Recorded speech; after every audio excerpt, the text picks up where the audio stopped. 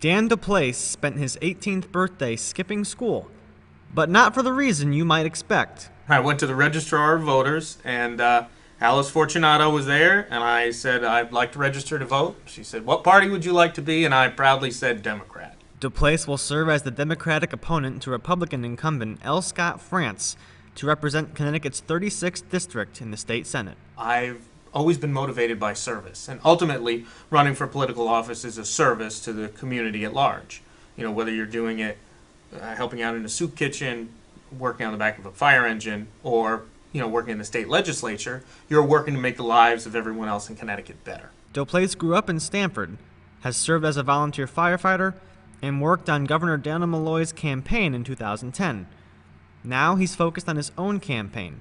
Dauplaise says one of his first priorities, should he be elected, would be tackling President Obama's health care reform bill. One of the most important things about the bill that we are in the process of implementing is the health care exchange, which will enable Connecticut residents to compare insurance policies and purchase them all in one place, and it will facilitate things, it'll bring down prices, it'll just generally make insurance purchasing easier. He also believes Connecticut needs to change its reliance on the capital gains tax. Connecticut relies on this tax so heavily, when the market goes south, capital gains dries up, and then Connecticut is suddenly turning out its pockets.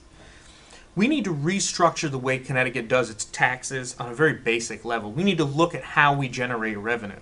There's a lot of ideas out there, and I think they should all be on the table, because better tax policy should be our goal. Dauplaise shares a similar belief about the education cost-sharing formula, designed to equally distribute educational funds to cities across the state. Maybe we need to sit down at the table and we need to work up a whole other system for getting state funding to municipalities to fund their schools.